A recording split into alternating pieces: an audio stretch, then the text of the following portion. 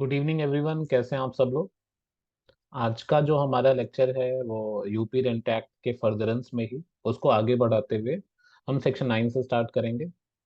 Section 8 तक मैंने already lecture record करके अपने यूट्यूब चैनल पे अपलोड कर रखा है। आप लोग वहां से देख सकते हैं एंड होपफुली जो जिन लोगों ने भी देखा होगा उन्हें समझ में आ रहा होगा। बहुत ही इम्पोर्टेंट एक्ट है सिविल जज के मेंस के लिए, और यूपीएसजीएस प्रिलिमिनरी और मेंस दोनों में आता है। सेक्शन 9 की अगर बात करें तो सेक्शन 9, सेक्शन 9A और सेक्शन 10, ये तीन ऐसे सेक्शंस हैं जो स्टैंडर्ड रेंट के डिटर्मिनेशन के बारे में बात करते हैं, कौन सी अथॉरिटी डिटरमाइन करेगी, और अगर उससे रिलेटेड किसी तरीके का कोई डिस्प्यूट अराइज होता है तो उस डिस्प्यूट को कौन सी अथॉरिटी रिजॉल्व करेगी। सेक्शन 9, 9A और 10 में इन टॉपिक्स पे चर्चा की जाती है। तो आज के लेक्चर में हम ये तीन सेक्शन देखेंगे। Section 9, determination of standard rent. मैं आपको बता दूं, प्रिलिमिनरी में सेक्शंस भी पूछे जाते हैं एचजेएस में। तो सेक्शन 9 उसके रिस्पेक्ट में इंपॉर्टेंट सेक्शन है। पूछा जा सकता है डिटर्मिनेशन ऑफ स्टैंडर्ड रेंट किस सेक्शन में दिया गया है। तो सेक्शन 9 को आप लोग ध्यान से पढ़ें। और बेसिकली ये बताता है कि स्टैंडर्ड रेंट कैसे फिक्स किया जाता है और कौन फिक्स करता है। In case of a building to which the old act was applicable, building कैसी है जिसमें पुराना रेंट एक्ट अप्लीकेबल है, नया वाला रेंट एक्ट अप्लीकेबल नहीं है। And which is let out, किराए पे कब दिया गया? At the time of commencement of this act. जब ये एक्ट कमेंस हुआ, जब ये एक्ट फोर्स में आया, तब उस बिल्डिंग को किराए पे चढ़ाया गया। तो सिचुएशन क्या है? बिल्डिंग ऐसी है जिसपे पुराना रेंट एक्ट अप्लाई होता है, और उस बिल्डिंग को किराए पे कब चढ़ाया गया, रेंट पे कब चढ़ाया गया? जब ये नया एक्ट अप्लाई हुआ। And in respect of which there is neither any reasonable annual rent nor any agreed rent. और उस बिल्डिंग के रिस्पेक्ट में कोई रीजनेबल एनुअल रेंट भी फिक्स नहीं है, और ना ही किराएदार और मकान मालिक के बीच में कोई एग्रीमेंट रेंट को लेके हुआ, मतलब उसके रिस्पेक्ट में अभी तक कोई भी फिक्स रेंट नहीं। बिल्डिंग कैसी है? जिसपे ओल्ड एक्ट अप्लाई हो रहा है। किराए पे कब दिया गया? जब नया एक्ट फोर्स में आ गया। और उस बिल्डिंग के रिस्पेक्ट में ना ही कोई रीजनेबल एनुअल रेंट फिक्स है, और ना ही मकान मालिक और किराएदार के बीच में, लैंडलॉर्ड और टेनेंट के बीच में किसी रेंट को लेकर एग्रीमेंट हुआ है। पहला सिचुएशन। दूसरा है, और इन एनी अदर केस, यहां मैं नंबरिंग भी कर दे रहा हूं, और in any other case where there is neither any agreed rent nor any assessment in force। और बाकी बिल्डिंग्स की बात करें, ये वाला तो हो गया, ये वो बिल्डिंग है जहाँ जिसपे पुराना एक्ट अप्लाई किया है और रेंट पे कब चढ़ाया गया? जब नया एक्ट आ गया है। और उस बिल्डिंग के रिस्पेक्ट में किसी तरीके का कोई रेंट फिक्स नहीं हुआ है, ना ही रीजनेबल एनुअल रेंट फिक्स हुआ है और ना ही एग्रीड रेंट हुआ है। और बाकी की जो बिल्डिंग्स हैं, कहने का मतलब है जो नई बिल्डिंग है इस एक्ट के बाद आई, यू नो उन बिल्डिंग्स पे जिसपे नया एक्ट अप्लाई हुआ है, उन बिल्डिंग्स में ना ही एग्रीड रेंट का मतलब मैंने आपको बताया था कि किराएदार और मकान मालिक के बीच में अभी रेंट को लेके कोई एग्रीमेंट नहीं हुआ, डिसाइड नहीं कर पा रहे हैं कि कौन सा रेंट ठीक होना चाहिए। तो ना ही उस बिल्डिंग को लेके कोई एग्रीड रेंट है, और ना ही कोई असेसमेंट, रेंट को फिक्स करने के लिए कोई असेसमेंट किया गया है। तो ऐसी सिचुएशन में जब किराएदारी पे चढ़ेगा तो रेंट तो फिक्स होना चाहिए ना। अब ऐसी इन दोनों सिचुएशंस में रेंट कौन फिक्स करेगा? District magistrate. प्री का क्वेश्चन है कि स्टैंडर्ड रेंट कौन फिक्स करता है। The district magistrate shall, on an application being made in this behalf, determine the standard। तो ऐसी दो सिचुएशंस में, दोनों सिचुएशन में, जहां दोनों सिचुएशन में हमने पुरानी बिल्डिंग और नई बिल्डिंग के बारे में बात कर लिया, जहां पे रेंट अभी फिक्स नहीं है, ऐसी सिचुएशन में डिस्ट्रिक्ट मजिस्ट्रेट को एप्लीकेशन देके स्टैंडर्ड रेंट को फिक्स करवाया जा सकता है, डिटरमाइन करवाया जा सकता है। क्वेश्चन यही आता है कि स्टैंडर्ड रेंट को डिटरमाइन कौन करता है? District magistrate. एरिया का जो भी आपका डिस्ट्रिक्ट मजिस्ट्रेट है, उसको एप्लीकेशन देके हम स्टैंडर्ड रेंट को फिक्स या डिटरमाइन करवा सकते हैं। अब क्लॉज 2 बताता है कि जब डिस्ट्रिक्ट मजिस्ट्रेट स्टैंडर्ड रेंट को डिटरमाइन करेगा, फिक्स करेगा, तो किन किन बातों का ध्यान रखेगा, किन किन फैक्ट्स को कंसीडर करेगा। क्लॉज 2 यही बताता है। In determining the standard rent the district magistrate में कंसीडर। ये मेंस का भी क्वेश्चन है, मैं आपको बता दूं। सेक्शन 9 मेंस में भी आता है, और मेंस में आएगा तो यही सीधे आपको ऐसे ही सेक्शन लिखना है और कुछ भी नहीं करना है। किन किन बातों का ध्यान रखेगा? पहला, the respective market value of the building. जिस बिल्डिंग के रिस्पेक्ट में स्टैंडर्ड रेंट फिक्स करना है, उसकी मार्केट वैल्यू क्या है, वो देखी जाएगी। And of its site immediately before the date of commencement of this act. इस एक्ट के आने से पहले उस बिल्डिंग की मार्केट वैल्यू क्या थी, या उस साइट की मार्केट वैल्यू क्या थी, और द डेट ऑफ लेटिंग, या तो जिस डेट को किराए पे चढ़ाया गया है, उस डेट पे मार्केट वैल्यू क्या थी, विच एवर इज लेटर। जो सबसे लास्ट स्टेज पे जो काम सबसे बाद हुआ है, उसी बाद वाली डेट का देखा जाएगा। बिल्डिंग की मार्केट वैल्यू देखनी है, सबसे पहले बिल्डिंग का मार्केट वैल्यू कंसीडर करेगा। कौन से डेट से मार्केट वैल्यू कंसीडर की जाएगी? तो या तो एक्ट के एनफोर्समेंट से इमीडिएटली पहले जो मार्केट वैल्यू थी वो देखी जाएगी, या जिस डेट को मकान किराए पे या बिल्डिंग किराए पे दी गई है, जो भी बाद का डेट होगा, उस डेट को बिल्डिंग की मार्केट वैल्यू क्या थी, वो सबसे पहले देखा जाएगा डिस्ट्रिक्ट मैजिस्ट्रेट के द्वारा। दूसरा, the cost of construction, maintenance and repairs of the building. Building को बनाने में कितना पैसा लगा, वो देखा जाएगा। उसके मेंटेनेंस में अगर कोई खर्चा वर्चा आया है, वो देखा जाएगा। या रिपेयर करवाया गया है बिल्डिंग को, तो वो भी देखा जाएगा, कितने रिपेयर में कितना पैसा लगा है, कंसीडर किया जाएगा डिस्ट्रिक्ट मजिस्ट्रेट के द्वारा। तो पहला मैंने बताया मार्केट वैल्यू, दूसरा कंस्ट्रक्शन की कॉस्ट, मेंटेनेंस की कॉस्ट या रिपेयर की cost. Next, prevailing rent for similar buildings in the locality immediately before the said date। said date का मतलब ये वाला डेट, एक्ट के आने से पहले, या जिस दिन किराए पे चढ़ाया गया, दिया गया। सेड डेट का मतलब वही हुआ। तो उस लोकेलिटी में उस बिल्डिंग के अलावा बाकी जो भी बिल्डिंग किराए पे चढ़ाई गई है, सिमिलर बिल्डिंग्स, उनका क्या किराया है, उस एरिया में किराया कितना प्रिवेल करा, किस तरीके का लोग अपने बिल्डिंग्स कितने रुपए में चढ़ा रहे हैं, क्या किराया ले रहे हैं सिमिलर बिल्डिंग का, उसको भी देखा जाएगा। प्रिवेलिंग रेंट, उस पर्टिकुलर एरिया में, जिस एरिया में वो बिल्डिंग सिचुएट कर रही है, उस पर्टिकुलर एरिया में क्या रेंट चल रहा है सिमिलर बिल्डिंग का, वो भी डिस्ट्रिक्ट मजिस्ट्रेट कंसीडर करेगा। Next, amenities provided in the building, क्या क्या सुविधाएं दी गई हैं उस बिल्डिंग में, फर्निश्ड है, अनफर्निश्ड है, बाकी की जो भी चीजें मकान मालिक दे रहा है किराएदार को, वो सब भी कंसीडर किया जाएगा।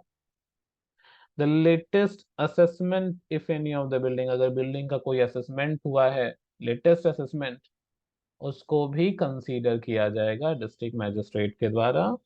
any other relevant fact which appears in the circumstances of the case to be material, इसे कहते हैं residuary clause.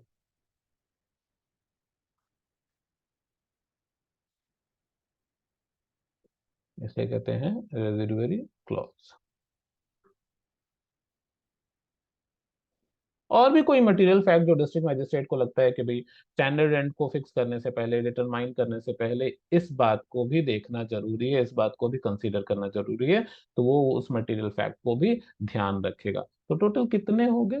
Fifth, six, seven, eight. ये 8 बातों का ध्यान डिस्ट्रिक्ट मैजिस्ट्रेट रखेगा स्टैंडर्ड रेंट को फिक्स करने से पहले। कौन कौन सा? Market value of building, construction, maintenance और रिपेयर में जो खर्चा लगा है उसको ध्यान में रखा जाएगा, एरिया में सिमिलर बिल्डिंग्स का प्रिवेलिंग रेंट क्या है वो देखा जाएगा, क्या एमिनिटीज सुविधाएं दी जा रही हैं मकान में, बिल्डिंग में, वो देखा जाएगा। लेटेस्ट असेसमेंट हुआ है उसको कंसीडर करेगा, और बाकी का भी कुछ रेलेवेंट फैक्ट है अगर डिस्ट्रिक्ट मजिस्ट्रेट को जो लगता है तो उसको भी कंसीडर करेगा। और उसके बाद फिर स्टैंडर्ड रेंट डिटरमाइन करेगा। Subject to the provisions of subsection 2,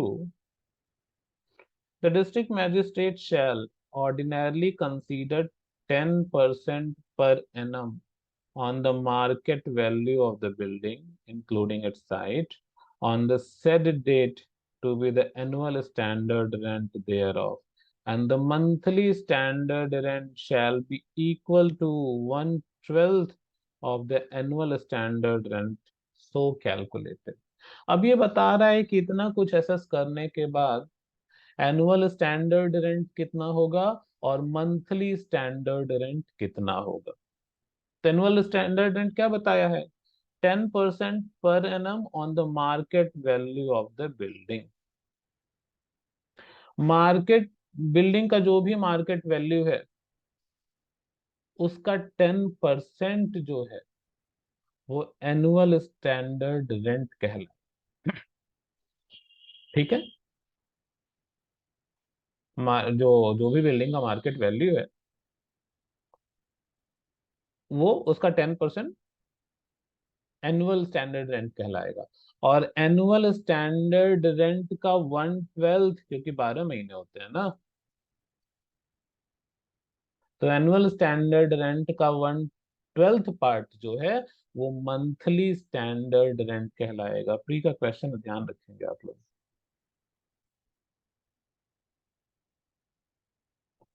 annual standard rent जो मार्केट वैल्यू है बिल्डिंग की उसका 10% जो है वो एनुअल स्टैंडर्ड रेंट हो जाएगा।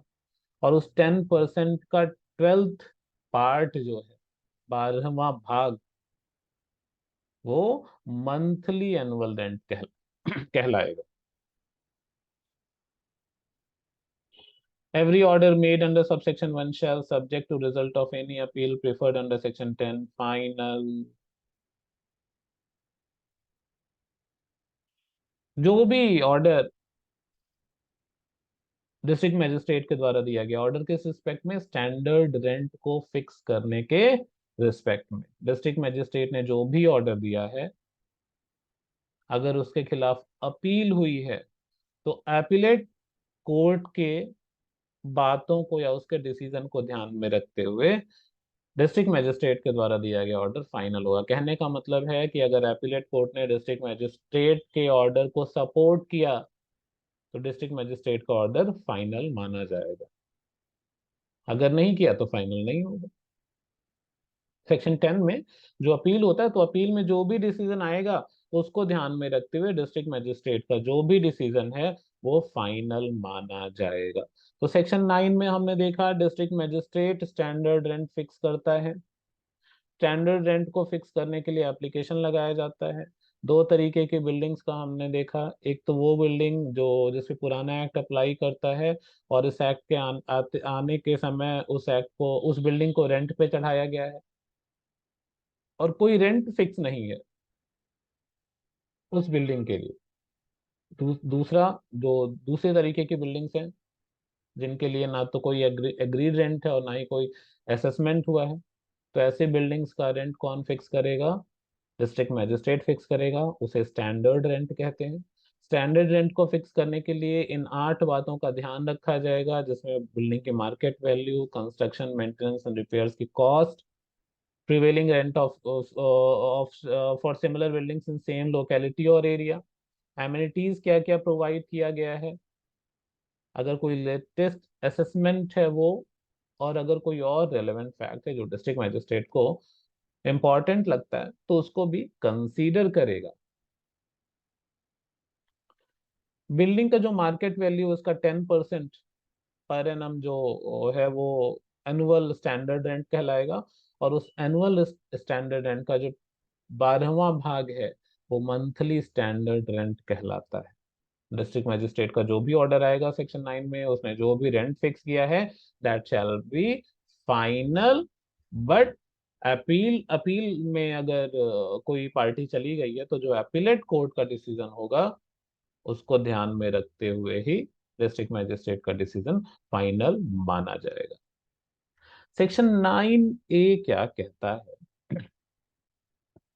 Division of rent of commercial buildings let out by public religious institutions. देख लेंगे इसका भी सेक्शन 3 के लिए। Where any building belonging to public charitable or public religious institution, building किसका है?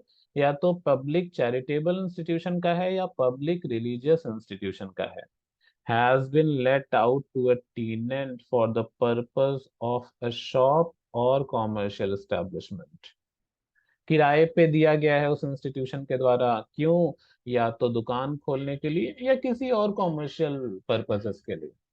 ठीक है, बिल्डिंग किसकी है? पब्लिक चैरिटेबल इंस्टीट्यूशन की है या पब्लिक रिलीजियस इंस्टीट्यूशन की है, और उस बिल्डिंग को या तो शॉप के लिए या किसी दूसरे कॉमर्शियल एस्टेब्लिशमेंट के लिए किराए पे दिया गया। Then notwithstanding anything contain in this chapter, इस चैप्टर में कुछ भी लिखे होने के बावजूद भी, और एनी कॉन्ट्रैक्ट और लीज, या किसी कॉन्ट्रैक्ट में कुछ लिखा गया है, लीज में कुछ लिखा गया है, उसके बावजूद भी the landlord of such building में apply to the district magistrate. ये ध्यान रखेंगे, कौन अप्लाई करेगा? लैंडलॉर्ड अप्लाई करेगा, प्री का क्वेश्चन है। ऐसी सिचुएशन में उस बिल्डिंग का जो लैंडलॉर्ड है वो डिस्ट्रिक्ट मजिस्ट्रेट को अप्लाई कर सकता है, किस लिए? For revision of monthly rent payable therefore, उस बिल्डिंग का जो भी मंथली रेंट पे किया जा रहा है उसको रिवाइज करने के लिए। ठीक है, बिल्डिंग किसकी है? पब्लिक चैरिटेबल इंस्टीट्यूशन या पब्लिक रिलीजियस इंस्टीट्यूशंस की, उसको शॉप खोलने के लिए या किसी कॉमर्शियल एस्टेब्लिशमेंट के लिए दे दिया गया है। अब लैंडलॉर्ड चाहे तो वो डिस्ट्रिक्ट मजिस्ट्रेट को एप्लीकेशन दे सकता है कि सर हमारा जो मंथली रेंट है उसको रिवाइज करवा दो।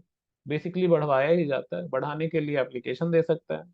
And such rent shall be revised to a sum equivalent to 1/12 of 10% of market value of building under tenancy. तो अगर ऐसा एप्लीकेशन लैंडलॉर्ड ने लगा दिया तो डिस्ट्रिक्ट मजिस्ट्रेट रिवाइज कर देगा, और रिवाइज करके रेंट को कितना बढ़ाएगा? उस बिल्डिंग का जो मार्केट वैल्यू है उसका 10% का 1/12, 12वां भाग, स्टैंडर्ड मंथली रेंट। मैं एक बार फिर से बता दूं, अगर लैंडलॉर्ड ने ऐसे बिल्डिंग के रेंट के रिवीजन के लिए डिस्ट्रिक्ट मजिस्ट्रेट को एप्लीकेशन लगा दिया तो डिस्ट्रिक्ट मजिस्ट्रेट कितना बढ़ाएगा? जो उस बिल्डिंग का मार्केट वैल्यू है उस मार्केट वैल्यू का 10% का 12वां भाग, 12th पार्ट, 1/12 जो है वो मंथली स्टैंडर्ड रेंट कहलाएगा। Provided that the rent revised under this subsection shall not exceed double the rent payable on the date of the application by the landlord under this section। ये 1/12 कर तो देगा, लेकिन एक कैप लगा दिया गया यहाँ पे इसी सेक्शन के द्वारा, कि जिस डेट को एप्लीकेशन लगी है लैंडलॉर्ड के द्वारा उस डेट को टेनेंट जो भी रेंट पे कर रहा था, स्टैंडर्ड रेंट उसके 2 गुने से ज्यादा नहीं होगा। शैल लिखा ना, shall not exceed double the rent. जिस डेट को मकान मालिक ने रेंट रिवीजन के लिए डिस्ट्रिक्ट मजिस्ट्रेट को एप्लीकेशन लगाया है उस डेट को टेनेंट जो अमाउंट पे कर रहा था, जो रेंट पे कर रहा था, उस रेंट का 2 गुना से ज्यादा डिस्ट्रिक्ट मजिस्ट्रेट नहीं बढ़ा सकता ऐसी सिचुएशन में। ज्यादा से ज्यादा रेंट, उस रेंट का डबल ही स्टैंडर्ड मंथली रेंट होगा, उससे ज्यादा नहीं होगा। The rent revised under subsection 1 shall be payable by the tenant from the commencement of the month of tenancy next following the date of application। नया वाला जो रेंट है वो कब से देगा टेनेंट लैंडलॉर्ड को? तो जिस डेट को एप्लीकेशन लगा है उसके उसका जो नया महीना आएगा, उसके नेक्स्ट जो मंथ आएगा उस डेट से। मान लो जैसे आज 20 मार्च को एप्लीकेशन लगा, ठीक है, देखा, next for in the date of the application, 20 मार्च को एप्लीकेशन लगा, डिस्ट्रिक्ट मैजिस्ट्रेट ने रेंट रिवाइज करवा दिया, तो 1 अप्रैल से टेनेंट को रिवाइज रेंट पे करना है।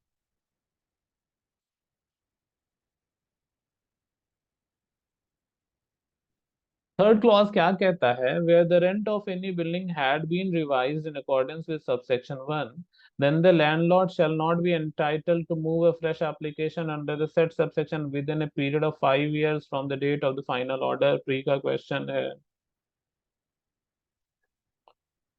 अगर एक बार ऐसी बिल्डिंग का रेंट रिवाइज कर दिया गया डिस्ट्रिक्ट मैजिस्ट्रेट के द्वारा, तो जिस डेट को फाइनल ऑर्डर आया है या जिस डेट को रिवीजन हुआ है, उस डेट से लेके 5 साल तक लैंडलॉर्ड दूसरा एप्लीकेशन डिस्ट्रिक्ट मैजिस्ट्रेट को नहीं लगा सकता फॉर रिवीजन ऑफ रेंट। ऐसा नहीं है कि हर साल आप लगाते ही चले गए एप्लीकेशन, मजिस्ट्रेट साहब मेरा रेंट रिवाइज कर दो। 5 साल तक के लिए आपको रोक दिया गया कि एक बार अगर डिस्ट्रिक्ट मैजिस्ट्रेट ने आपके कहने से रेंट को रिवाइज कर दिया, तो अगले 5 साल तक आप डिस्ट्रिक्ट मैजिस्ट्रेट को एप्लीकेशन नहीं लगा सकते। 5 साल के बाद फिर आप लगाएं। भाई किराएदार को भी तो देखना है ना कि उसके पास इतना पैसा रहे कि वो दे सके, उसको आप अननेसेसरी एक्सप्लॉइट मत करिए रेंट रिवाइज करवाते हुए। ठीक है, तो क्लॉज 3 क्या कहता है कि अगर इस सेक्शन में डिस्ट्रिक्ट मैजिस्ट्रेट ने लैंडलॉर्ड के एप्लीकेशन पे रेंट को रिवाइज कर दिया, तो जिस डेट को फाइनल ऑर्डर आया है उस डेट से लेके अगले 5 साल तक लैंडलॉर्ड फिर से उसे बिल्डिंग का रेंट रिवाइज नहीं करवा सकता। एक्सप्लेनेशन कहता है, in this section the expression shop and commercial establishment shall have the meaning assign to them in Uttar Pradesh दुकान और विनिज्ञा अधिनियम अधिष्ठान अधिनियम 1962 as amended from time to time. दुकान का, शॉप का मतलब कॉमर्शियल एस्टेब्लिशमेंट का मतलब इस एक्ट में जो दिया वही। तो 9 ए कहता है किसी ऐसे बिल्डिंग का रेंट रिवाइज करवाना है जो पब्लिक चैरिटेबल इंस्टीट्यूशन की है, पब्लिक रिलीजियस इंस्टीट्यूशन की है। बिल्डिंग किराए पे क्यों दिया गया है, किसी शॉप के लिए, किसी कॉमर्शियल पर्पजेस के लिए। लैंडलॉर्ड डिस्ट्रिक्ट मैजिस्ट्रेट को एप्लीकेशन लगाएगा और डिस्ट्रिक्ट मैजिस्ट्रेट रेंट रिवाइज करेगा। रिवाइज रेंट कितना होगा, जो उस बिल्डिंग का मार्केट वैल्यू है उसके 10% का 1/12 रिवाइज स्टैंडर्ड रेंट होगा। बट साथ में ये भी कह दिया है क्लॉज 2 में कि जिस डेट को लैंडलॉर्ड ने एप्लीकेशन लगाया था डिस्ट्रिक्ट मैजिस्ट्रेट को, उस डेट को टेनेंट जो रेंट पे कर रहा था, जो रिवाइज रेंट होगा वो उस रेंट का डबल से ज्यादा नहीं हो सकता। मान लो 6,000 पे कर रहा था तो 12,000 से ज्यादा नहीं हो सकता। देन क्लॉज 3 कहता है कि अगर एक बार लैंडलॉर्ड ने एप्लीकेशन लगा के रेंट को रिवाइज करवा लिया, तो जिस दिन रिवाइज हुआ है वो रेंट, उसके अगले 5 साल तक लैंडलॉर्ड रेंट रिवीजन के लिए एप्लीकेशन नहीं लगा सकता है। ये था सेक्शन 9 ए।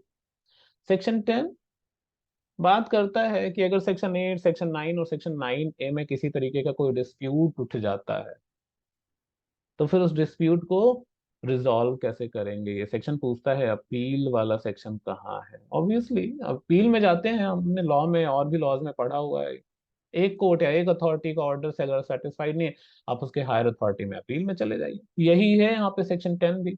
एनी पर्सन अग्रीव्ड, दुखी है by an order of the district magistrate under section 899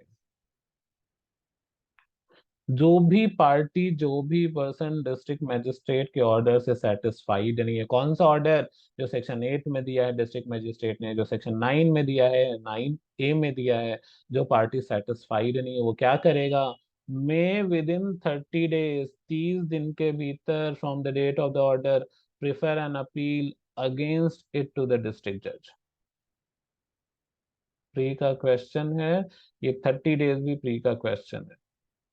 And the district judge may either dispose it of himself or assign it for disposal to an additional district judge under his administrative control, and may recall it from any such officer or transfer it to any other such officer।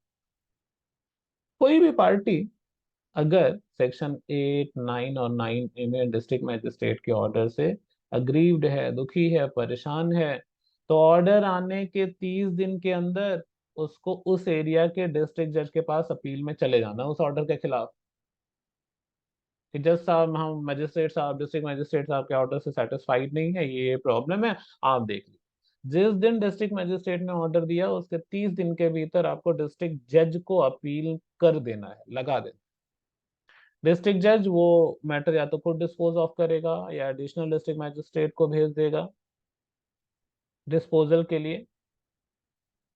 अगर district additional district magistrate के पास है तो उनसे matter वापस भी ले सकता है और किसी दूसरे मजिस्ट्रेट को भी दे सकता है, उसका डिस्क्रिशनरी पावर है, जैसे डिस्पोजल करना होगा अपील को वैसे डिस्पोज ऑफ करेगा।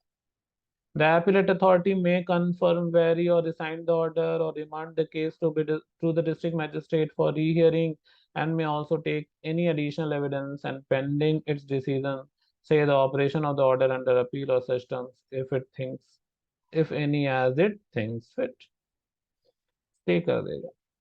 तो अब एपीलेट अथॉरिटी जो डिस्ट्रिक्ट जज है उसके बारे में बता रहा है वो क्या क्या कर सकता है। उसके पास पावर है डिस्ट्रिक्ट मजिस्ट्रेट के ऑर्डर को वो कंफर्म कर सकता है अगर सब कुछ ठीक लगता है, वेरी कर सकता है, चेंज कर सकता है, रिसाइंड कर सकता है, केस को वापस डिस्ट्रिक्ट मजिस्ट्रेट को भेजा जा सकता है री ट्रायल के लिए, री हियरिंग के लिए। साथ ही डिस्ट्रिक्ट मजिस्ट्रेट एडिशनल एविडेंसेस भी मंगवा सकता है और स्टे भी लगा सकता है डिस्ट्रिक्ट मजिस्ट्रेट के ऑर्डर पे। जो भी उसको ठीक लगता है वो काम करेगा। No further appeal or revision shall lie against any order passed by the appellate authority under this section, and its order shall be final। Pre का क्वेश्चन है, डिस्ट्रिक्ट जज के डिसीजन के अगेंस्ट में आप कहीं और अपील नहीं कर सकते। डिस्ट्रिक्ट जज ने जो डिसीजन दे दिया अपील में, दैट विल बी फाइनल। उसके डिसीजन के अगेंस्ट में आप कहीं अपील नहीं कर सकते। तो सेक्शन 10 बताता है कि अगर कोई अग्रीड पार्टी है सेक्शन 8, 9 और 9A के डिसीजन के अगेंस्ट में, जो कि डिस्ट्रिक्ट मजिस्ट्रेट ने वो ऑर्डर दिया है, डिसीजन दिया है, उसके अगेंस्ट में अगर आप अग्रीड हैं तो डिसीजन या ऑर्डर आने के 30 दिन के भीतर आपको डिस्ट्रिक्ट एरिया का जो डिस्ट्रिक्ट जज है उसके पास अपील में चले जाना है। जो भी डिस्ट्रिक्ट जज डिसाइड करेगा वो फाइनल होगा। उसके डिसीजन के अगेंस्ट में आप सेकेंड अपील नहीं ले जा सकते, सिर्फ फर्स्ट अपील ही प्रोवाइडेड है। और डिस्ट्रिक्ट जज के पास पावर है, वो चाहे तो डिस्ट्रिक्ट मजिस्ट्रेट के ऑर्डर को कंफर्म कर दे, वेरी कर दे, रिसाइंड कर दे, एडिशनल एविडेंसेस भी मंगवा सकता है और डिस्ट्रिक्ट मजिस्ट्रेट के ऑर्डर पे स्टे भी लगवा सकता है। तो ये था हमारा फर्स्ट चैप्टर आज हमने कंप्लीट कर लिया है। सेक्शन 9, 9A और 10 को अच्छे से पढ़ना है, प्री के हिसाब से मैंने क्वेश्चंस बताए हैं, मेंस में भी आता है ये। नेक्स्ट वीडियो में चैप्टर 2 हमारा कंप्लीट हुआ है और नेक्स्ट जो वीडियो है वो हम चैप्टर 3 से ऑनवर्ड स्टार्ट करेंगे। Thank you so much everyone, bye and take care.